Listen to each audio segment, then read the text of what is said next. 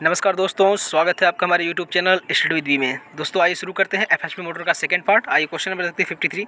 The speed of a universal motor is generally reduced by. देखिए दोस्तों, कह रहा है कि जो यूनिवर्सल मोटर की जो स्पीड है उसको किसके द्वारा कम कर सकते हैं। तो किसके द्वारा कम कर सकते हैं दोस्तों? तो हम लोग गियर ट्रेंस का यूज करके कम कर सकते हैं। ठीक है, गियर ट्रेंस। और इसके अलावा अगर हम लोग देखें दोस्तों तो यहाँ पर वेरिएबल रेजिस्टेंस के द्वारा भी इसकी स्पीड को कम किया जा सकता है। ठीक है, वेरिएबल रेजिस्टेंस के द्वारा भी हम लोग यूनिवर्सल मोटर की स्पीड को क्या कर सकते हैं दोस्तों? कम कर सकते हैं। ठीक है, आइए चलते क्वेश्चन नंबर 54 देखते हैं। Which of the following Motors can be used for the unity power factor. इसमें से कौन सी मोटर है जो कि यूनिटी पावर फैक्टर पर काम कर सकती है? देखिए दोस्तों, जो यूनिटी पावर फैक्टर पर काम करने वाली मोटर क्या होती है? सिरागे मोटर होती है। ठीक है, सिरागे मोटर में क्या होता है? सिरागे मोटर में 3 वाइंडिंग होती है। कौन सी winding? Primary winding, secondary winding और एक कंपनसेटिंग वाइंडिंग। तो हम लोग जहाँ पर जो इनपुट देते हैं वो किस पे देते हैं दोस्तों? हमेशा हम लोग प्राइमरी वाइंडिंग पर देते हैं। तो जो वहाँ पर जो 3 फेज प्राइमरी वाइंडिंग पर देते हैं, इस वजह से हम लोग इसको क्या कर सकते हैं कि यूनिटी पावर फैक्टर पर इसको क्या कर सकते हैं? ऑपरेट कर सकते हैं। ठीक है, आइए क्वेश्चन नंबर चलते हैं। इसका राइट आंसर हो जाएगा डी। क्वेश्चन नंबर चलते हैं 55 की बात करते हैं।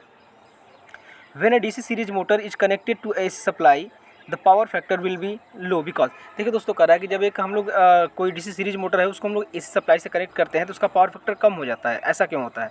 क्योंकि देखिए होता क्या है कि उसमें जो इंडक्टेंस होता है, यानी जो उसके फील्ड के कारण जो उसमें इंडक्टेंस जनरेट होता है उसके कारण क्या होता है? इसके पावर फैक्टर को कम हो जाता है। तो इसका राइट आंसर हो जाएगा ये। देखिए क्या कर रहा है? High inductance of a field and armature circuits. उसके जो आर्मेचर सर्किट का जो इंडक्टेंस होता है दोस्तों बहुत ही हाई हो जाने के कारण क्या होता है? उसका पावर फैक्टर बहुत ही कम हो जाता है। ठीक है, आइए क्वेश्चन नंबर 56 देखते हैं। The direction of rotation of universal motor can be reversed by the reversing of. देखिए दोस्तों, कह रहा है कि जो यूनिवर्सल मोटर होती है उसके डायरेक्शन को आप रिवर्स कर सकते हैं। किसके द्वारा? तो दोस्तों सिंपल है, आप या तो उसके आर्मेचर फील्ड को कनेक्ट कर दीजिए या फिर रिवर्स कर दीजिए या फिर उसके फील्ड वाइंडिंग को रिवर्स कर दीजिए। तो जो इसका राइट आंसर रहेगा वो जाएगा सी, आइदर आर्मेचर वाइंडिंग और फील्ड वाइंडिंग। ठीक है, आइए चलते question number 56। In which single phase motor the rotor has no teeth and winding. देखिए दोस्तों, कह रहा है कि वो कौन सा सिंगल फेज मोटर है जिसमें आपके रोटर के पास ना तो फेज वाइंडिंग होती है और ना ही ना तो रोटर पर कोई वाइंडिंग होती है और ना ही जो उसके पास नो टीथ होता है, ना तो टीथ है और ना तो कोई वाइंडिंग होती है। तो कौन सा मोटर दोस्तों? इसमें होता है हमेशा हिस्टेरेसिस मोटर। ठीक है, कौन सा? Hysteresis motor. इसीलिए दोस्तों इसका आप जानते हैं कि हिस्टेरेसिस मोटर का यूज कहाँ पर करते हैं? टेप रिकॉर्डर में। ठीक है, टेप रिकॉर्डर में किसका यूज करते हैं? यूनिवर्सल मोटर का यूज करते हैं। ठीक है, वहाँ पर हम लोग इसका यूज और कर सकते हैं, जैसे कि साउंड रिकॉर्डर वगैरह हो गया तो टेप रिकॉर्डर वही हो जाएगा इसमें।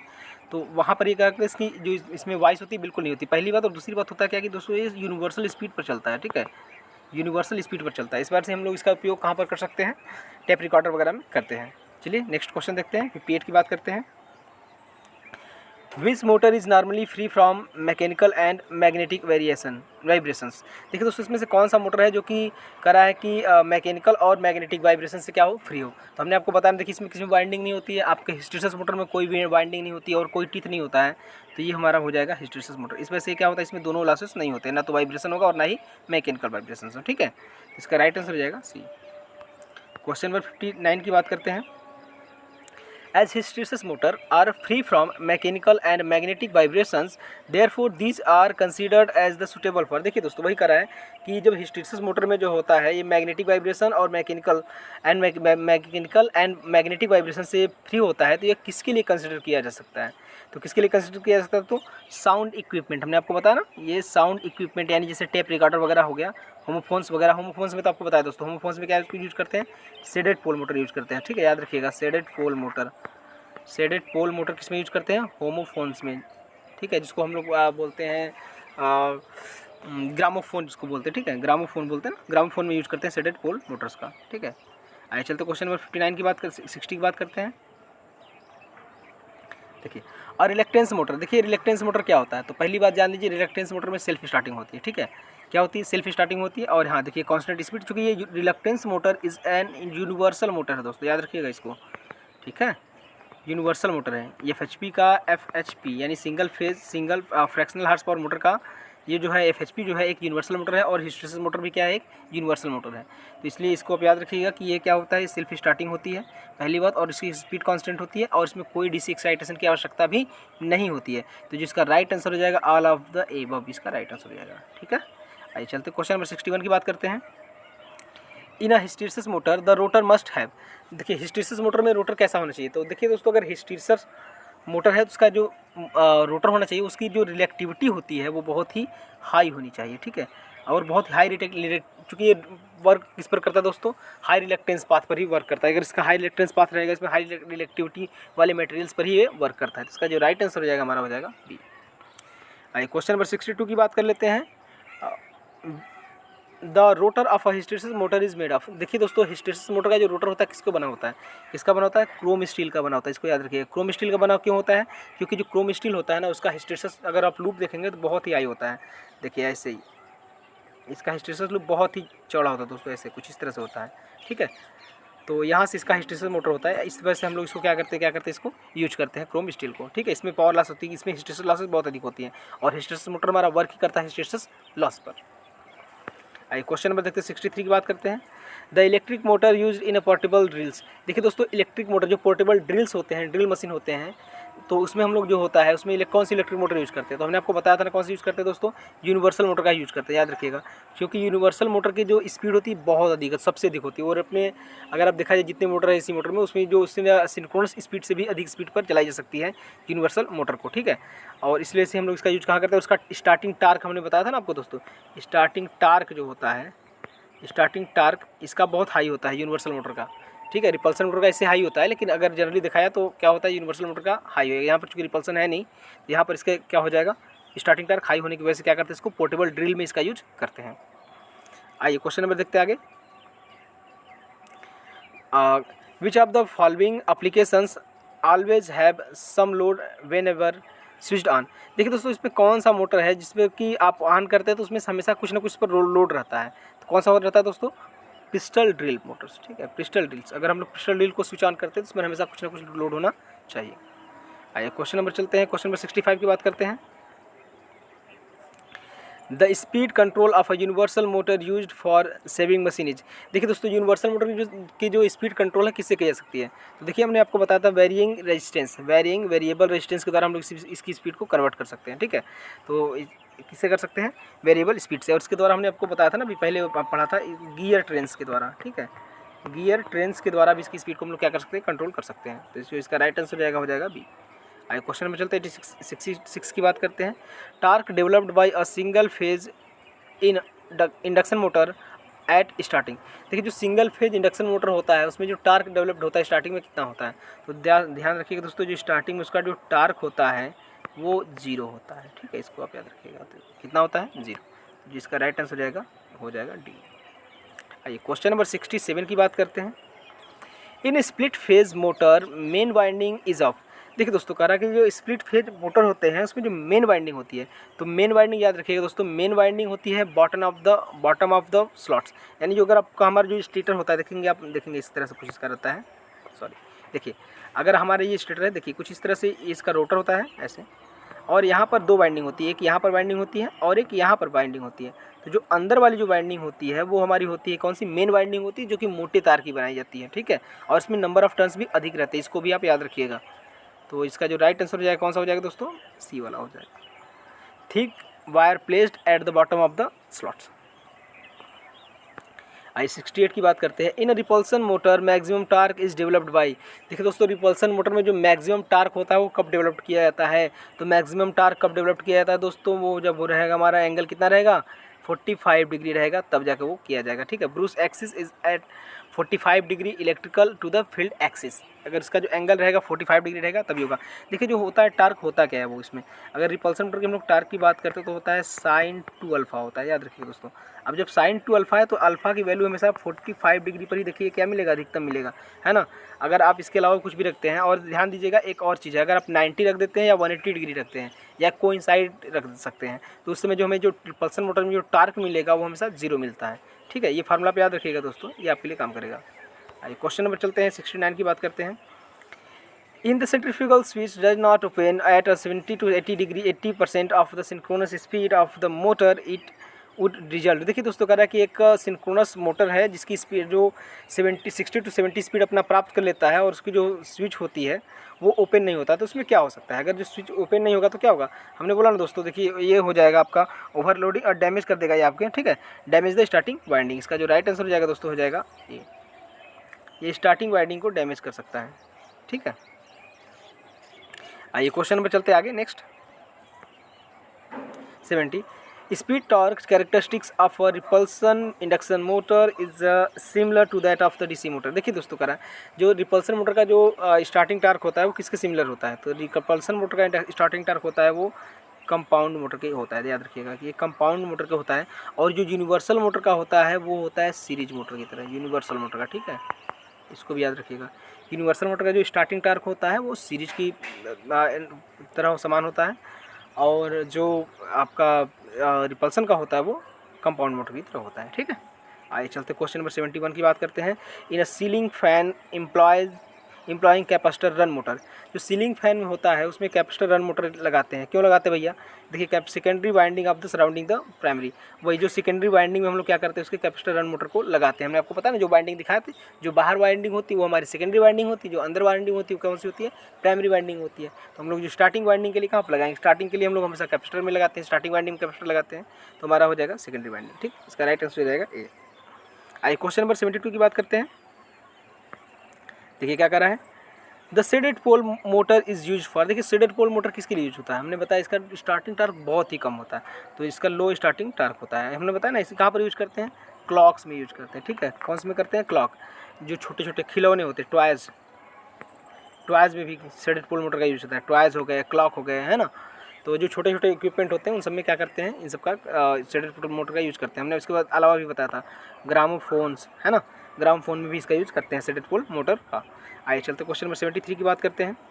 The rotor slots in an induction motor are usually not quite parallel to the shaft because it. देखिए दोस्तों करा जो रोटर स्लॉट्स होते हैं इंडक्शन मोटर में वो पैरेलल जो एक्सिस होते हैं जो सॉफ्ट होते हैं उसके पैरेलल नहीं किए जाते हैं। ऐसा क्यों होता है, क्योंकि दोस्तों क्या होता है इसमें जो लॉकिंग टेंडेंसी तो दोस्तों बढ़ जाएगी। अगर हम लोग उसको पैरेलल कर देंगे तो उसकी लॉकिंग टेंडेंसी बढ़ जाएगी, तो उसके हम लोग लॉकिंग टेंडेंसी को रिड्यूस करने के लिए हम लोग क्या करते हैं उसको पैरेलल नहीं कर सकते हैं। तो जिसका राइट आंसर हो जाएगा C, help in reducing the tendency of the rotor teeth to remain under the stator slot teeth, ठीक है। इसके मतलब स्टेटर टीथ के द्वारा जो लॉकिंग है वो लॉकिंग नहीं होनी चाहिए, इस वजह से हम लोग उसको क्या करते हैं उसको पैरेलल नहीं करते, थोड़ा सा स्कीविंग करते हैं।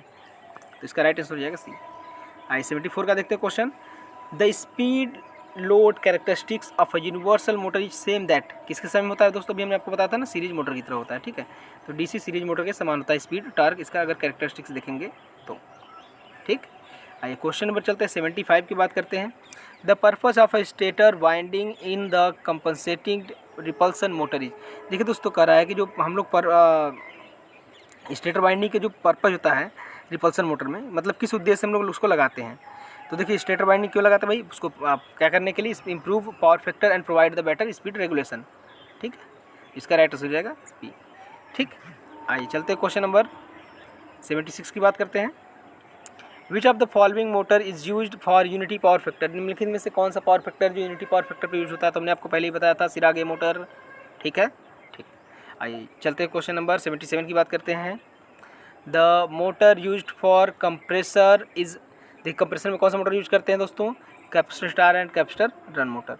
देखिए दोस्तों ध्यान दीजिएगा यहाँ पर एक और मोटर दिया नहीं ऑप्शन में, रिपल्सन मोटर, ठीक है। अगर रिपल्सन मोटर दिया होता तो हम कंप्रेसर में उसका यूज कर, सॉरी कंप्रेसर में करें। रिपल्सन मोटर का जो यूज होता है दोस्तों वो होता है हमारा जो वैक्यूम क्लीनर होता है ना, वैक्यूम क्लीनर, वहाँ पर हम लोग रिपल्सन मोटर का यूज करते हैं, सॉरी इसको आप याद रखिएगा। आइए क्वेश्चन पर चलते हैं आगे। 78 की बात करते हैं। Which of the following motors is used in a situation where load increase with the speed, देखिए दोस्तों इसमें से कौन सा मोटर हम लोग यूज होगा जिसके लिए अगर लोड बढ़ रहा है, अगर लोड हम लोग बढ़ा रहे हैं तो हम लोग इसमें कौन सा मोटर का यूज़ करेंगे, इस सिचुएशन में किस मोटर का यूज़ किया जा सकता है। तो क्या किसका कर सकते हैं दोस्तों, 3 फेज सीरीज मोटर का यूज करेंगे, ठीक है, 3 फेज सीरीज मोटर का। आइए क्वेश्चन नंबर चलते हैं, क्वेश्चन नंबर 79 की बात करते हैं। In repulsion motor zero torque is developed when, देखिए दोस्तों जीरो टार्क कब डेवलप्ड होगा, तो हमने बताया देखिए मैक्सिमम टार्क कब डेवलप्ड होगा, जब वो ब्रूस एंगल 45 डिग्री रहेगा। अगर इसके अलावा कोइंसाइड विद द फील्ड रहेगा, इसके अलावा ये रहेगा या फिर ये रहेगा, इन दोनों के केस में अगर देखा जाए तो हमें इन दोनों केस में जो टार्क मिलेगा वो 0 मिलेगा, ठीक है। तो हमें जो राइट आंसर हो जाएगा हमारा क्या हो जाएगा, वो हो जाएगा डी, ठीक है। आइए क्वेश्चन नंबर 80 की बात करते हैं। Centrifugal switch disconnect the auxiliary winding of the motor of to at about, percentage of synchronous speed. देखिए दोस्तों कह रहा है कि जो सेंट्रीफ्यूगल स्विच होता है उसको डिस्कनेक्ट किया जाता है एक्सिलरी वाइंडिंग से जब इस मोटर की स्पीड सिंक्रोनस मोटर की स्पीड की कितनी होती है। तो जब सिंक्रोनस मोटर की स्पीड 70 to 80% अगर इसको पकड़ लेता है, इसको पा लेता है, तो उसमें हम लोग क्या करते हैं, इसकी एक्सिलरी वाइंडिंग को क्या करते हैं, डिस्कनेक्ट कर देते हैं सेंट्रीफ्यूगल स्विच के द्वारा। ठीक, इसकी राइट आंसर रहेगा। आइए क्वेश्चन में चलते हैं, 81 की बात करते हैं। देखिए दोस्तों कहा क्या रहा है 81, starting winding of a single phase motor of a refrigerator is disconnected from the circuit by the means of. देखिए दोस्तों जो रेफ्रिजरेटर में जो होता है स्टार्टिंग वाइंडिंग को डिस्कनेक्ट किया जाता है किसके द्वारा। तो ध्यान दीजिए दोस्तों रेफ्रिजरेटर में आपका सेंट्रीफ्यूगल स्विच नहीं होता है, ये कई बार क्वेश्चन आया हुआ, इसको आप याद रखिएगा। ये रेफ्रिजरेटर में जो उसको हम लोग डिस्कनेक्ट करते हैं वो हम लोग करते हैं मैग्नेटिक रिले से। ठीक, उसमें क्या लगे रहते हैं, मैग्नेटिक रिले। मैग्नेटिक रिले के द्वारा क्या करते हैं हम लोग, उसके रेफ्रिजरेटर की जो स्टार्टर मोटर होती है उसमें जो रेफ्रिजरेटर जो वाइंडिंग होती है उसको हम लोग क्या कर सकते हैं, ऑक्सिलरी वाइंडिंग को डिस्कनेक्ट कर देते हैं। आइए क्वेश्चन नंबर देखते हैं 82। क्वेश्चन नंबर 82 देखिए, if a single phase induction motor runs slower then normal the most likely defect is. देखिए दोस्तों कह रहा है कि हमारा जो सिंगल फेज इंडक्शन मोटर है वो रन्स करता है स्लो चलता है, धीमा चलता है, तो इसमें क्या कारण हो सकता है, क्या कारण हो सकता है दोस्तों, इसकी बीयरिंग गर्म हो सकती है, वार्न बीयरिंग्स। ठीक है, इसकी बीयरिंग क्या हो सकती है, गर्म हो सकती है। देखिए और नेक्स्ट क्वेश्चन चलते हैं, 83 की बात करते हैं।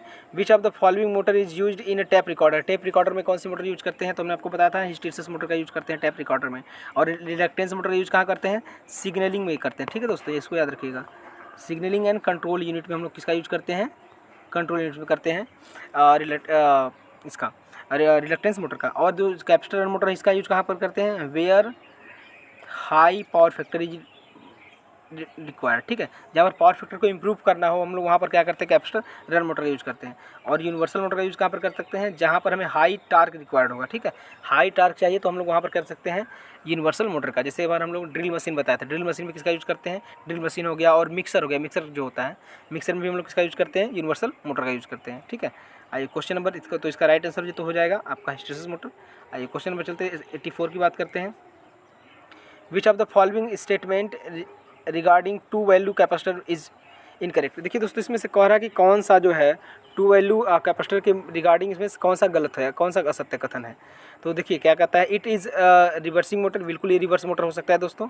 अब इसमें कह रहा है कि देखिए बी वाला क्या कर रहा है कि it is preferred to permanent split single value capacitor motor where frequent reversible are required. देखिए दोस्तों ये वाला ऑप्शन गलत है, कि आपका कह रहा है कि ये जो परमानेंट इसमें जो होता है सिंगल फेज मोटर को ये क्या कर दिया है, sorry, it is preferred to permanent split single phase capacitor motor where frequent reversible are required. वहाँ पर जहाँ पर हमें तुरंत इसका जो होता है कि इसकी स्पीड को रिवर्स करना हो वहाँ पर इसका रिक्वायरमेंट हो, तो वहाँ हम लोग ऐसा नहीं कर सकते। तो ये क्वेश्चन आपका क्या हो जाएगा, ऑप्शन ये हो जाएगा हमारा, गलत हो जाएगा। ठीक है, बाकी हाई स्टार्टिंग टार्क के हम लोग यूज़ कर सकते हैं और लो स्टार्टिंग टार्क के भी इसको यूज़ किया जा सकता है। ठीक है, कैपेसिटर मोटर को। आइए क्वेश्चन नंबर देखते हैं, 85 की बात करते हैं। Two value capacitor motor find increased application as compressor motor is in small home air conditioner because. देखिए दोस्तों कह रहा है जो टू वैल्यू कैपेसिटर मोटर होता है उसका हम लोग यूज करते हैं घर पर, जो एयर कंडीशनर होता है उसमें यूज करते हैं कंप्रेसर में। तो इसमें कैसे होता है, क्या होता है, तो जो क्या होता है दोस्तों कि जो टू वैल्यू कैपेसिटर होता है उसका जो स्टार्टिंग टार्क होता है रो बहुत ही कम होता है, लो होता है। It has low starting torque as well as current at relatively high power factor है। और इसका पावर फैक्टर क्या होता है, हाई होता है, और उसका स्टार्टिंग टार्क क्या होता है, कम होता है। इस पर हम लोग इसका यूज कर सकते हैं। आइए क्वेश्चन नंबर 86 की बात करते हैं। If the centrifugal switch of a two value capacitor motor using two capacitor fails to open the.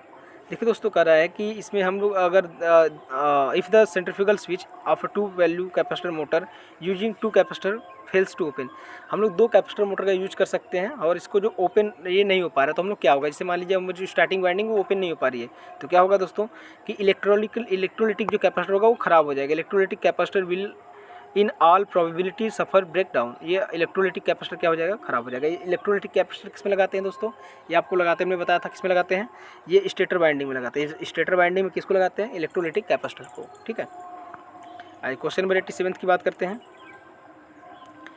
In a universal motor the most common cause of brush sparking. Universal motor में जो most common cause होता है Bruce sparking का, वो क्या होता है? ठीक है, देखिए तो क्या हो सकता है ओपन आर्मेचर वाइंडिंग, ये भी हो सकता है, सॉर्टेड आर्मेचर वाइंडिंग, ये भी हो सकता है दोस्तों, और सॉर्टेड फील्ड वाइंडिंग, ये भी हो सकता है। तो देखते हैं इसका राइट आंसर क्या है।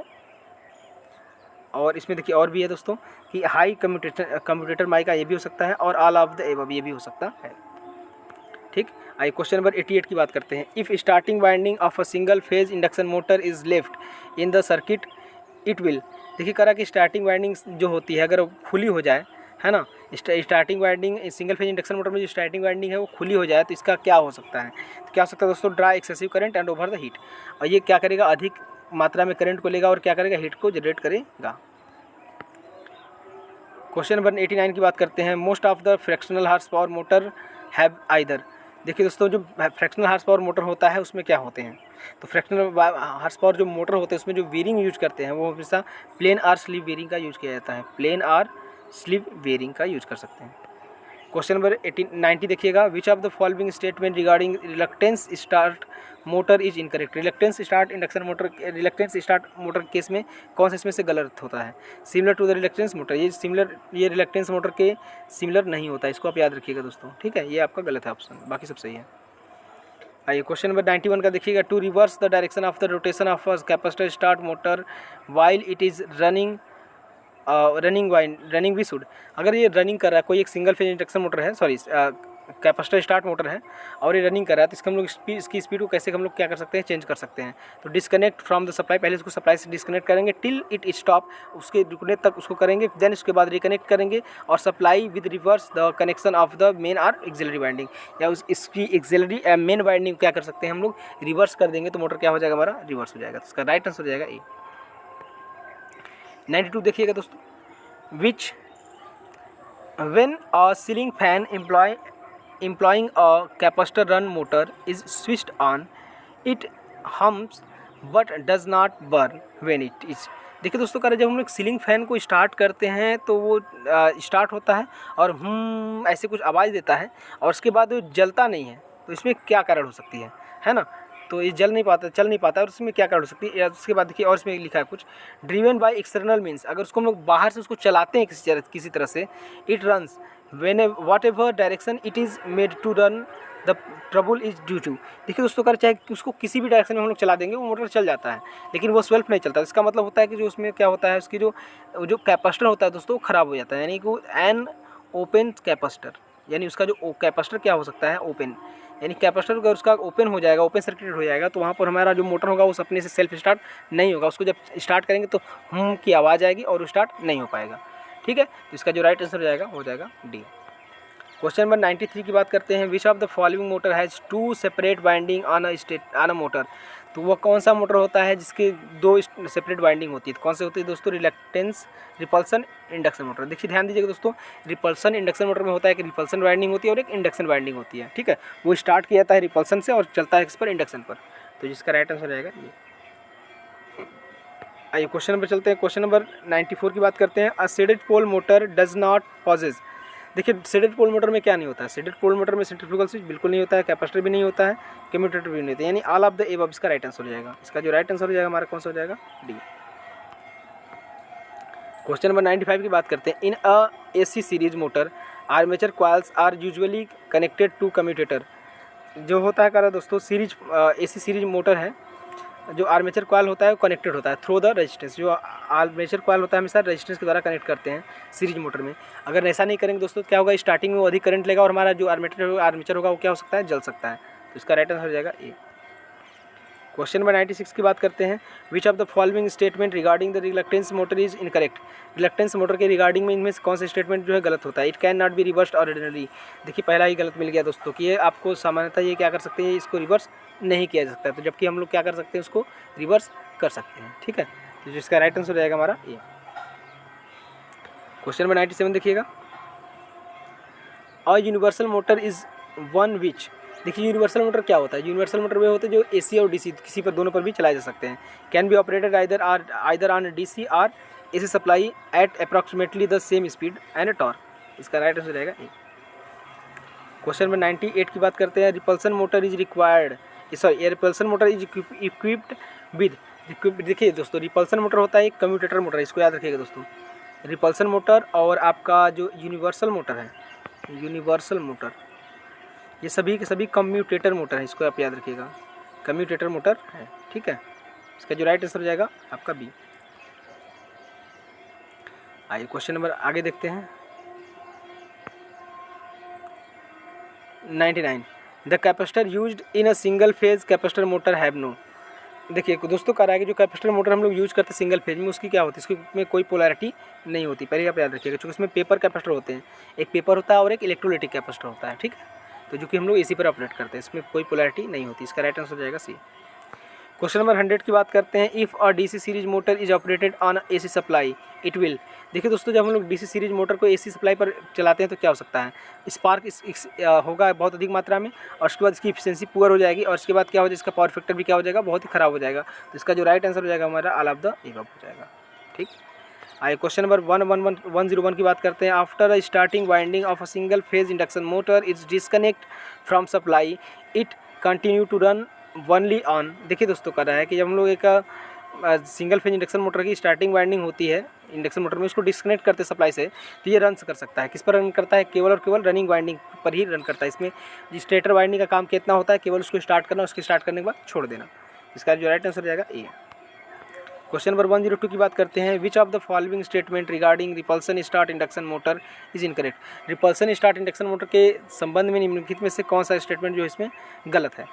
It in fractional horse power motor it has replaced the capacitor motor, कह रहा जो ये होता है फ्रैक्शनल हार्स पावर मोटर में, ये कैपेसिटर मोटर को रिप्लेस किया है। तो कैपेसिटर मोटर को दोस्तों ये कभी नहीं रिप्लेस किया, अगर आप देखेंगे अभी तो हमारे सीलिंग फैंस कहीं पर भी देखेंगे तो हमेशा आपको कैपेसिटर मोटर ही मिलेंगे, आपको रिपल्सन मोटर हर जगह आपको नहीं मिलेंगे, तो ये इसको गलत है ये स्टेटमेंट, ठीक है। क्वेश्चन नंबर 103 की बात करते हैं। AC series motor as compare to DC series motor has, देखिए जो एसी सीरीज मोटर होता है और डीसी सीरीज मोटर की तुलना में क्या होते हैं दोस्तों, स्मॉलर ब्रूस विड्थ होते हैं, बिल्कुल होते हैं दोस्तों, less number of field turns होते हैं, और मोर नंबर ऑफ आर्मेचर टर्न्स होते हैं, या फिर लेस एयर गैप होते हैं। तो इसमें दोस्तों बिल्कुल सही होता है, एसी मोटर में क्या होते हैं, एयर गैप भी कम होता है ना, लेस नंबर ऑफ फील्ड्स होते हैं, और नंबर ऑफ टर्न्स क्या होते हैं, अधिक होते हैं। इसका जो राइट आंसर रहेगा ऑल ऑफ द अबव। 104 की बात करते हैं। Locked rotor current of a shaded pole motor is, देखिए जो लॉक्ड रोटर करंट होता है सीडेड पोल मोटर में वो कितना होता है, तो जो सीडेड पोल मोटर में जो लॉक्ड रोटेट करंट होता है वो थोड़ा सा अधिक होता है, slightly more than the full load current, slightly more than full load current. इसका राइट आंसर हो जाएगा सी। क्वेश्चन नंबर 105 की बात करते हैं।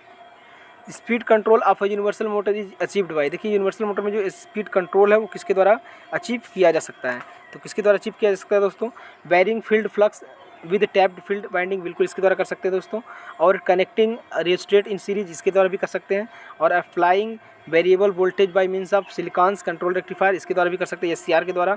और इसके बाद दोस्तों और क्या है, देखिए applying variable voltage by means of variable auto transformer के द्वारा भी इसको कर सकते हैं। यानी all of the above method से हम लोग इसके क्या कर सकते हैं, इसकी स्पीड को कंट्रोल कर सकते हैं दोस्तों, ठीक है। धन्यवाद, आज के लिए इतना ही, मिलते हैं नेक्स्ट वीडियो में, तब तक के लिए नमस्कार।